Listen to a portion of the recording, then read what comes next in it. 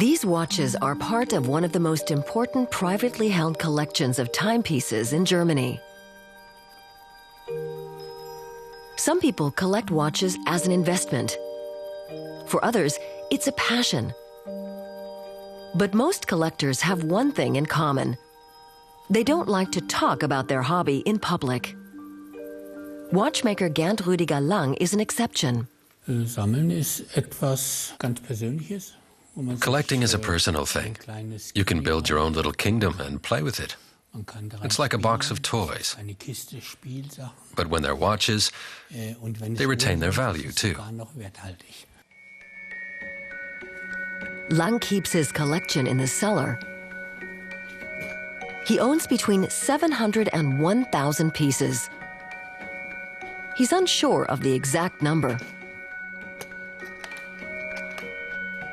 All of them are chronographs. They have a stopwatch function. And that's just one of his collecting criteria.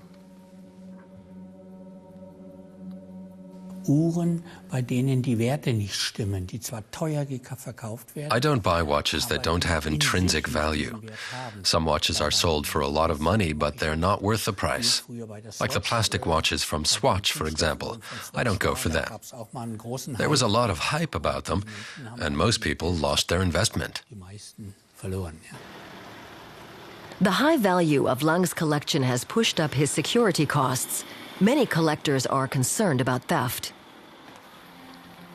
A few kilometers away in this Munich hotel, Germany's biggest watch trade fair is underway. Sales representatives and collectors come here from all over Europe 7 times a year. Most of them are careful not to talk about their collections, even to other collectors.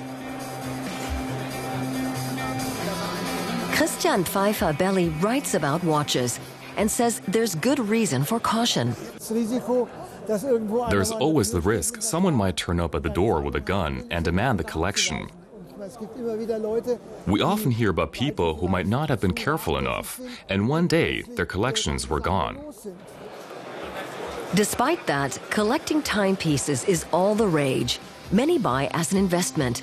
But even specialists like Christian Pfeiffer-Belli can't predict which models will one day be worth a fortune. He advises collectors to buy watches that have never been worn or used watches in extremely good condition. Collectors who wear their own watches should expect them to lose at least 30% in value. Despite the boom in the online market, watch fairs like this one remain popular because customers can inspect the watches themselves.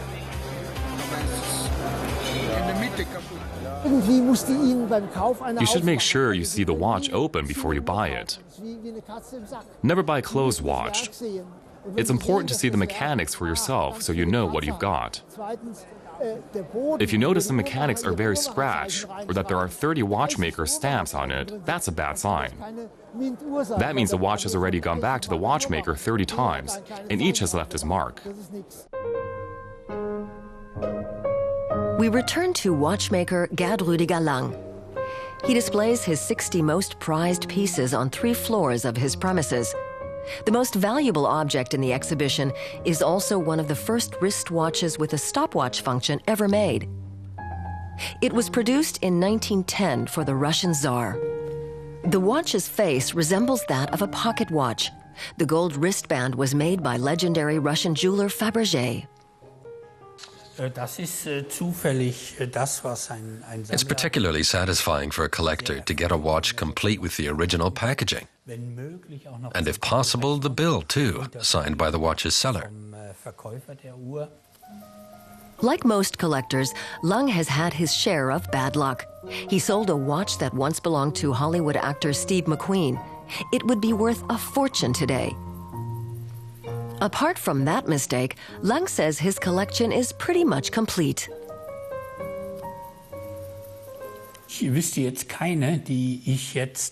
I can't think of any watch I'd buy at the moment. There's definitely one out there, but I don't know about it yet. One of my goals is to keep trying to find it. Lang intends to keep expanding his collection. In the meantime, he can concentrate on maintenance. Keeping 700 watches in tip-top shape can be time-consuming.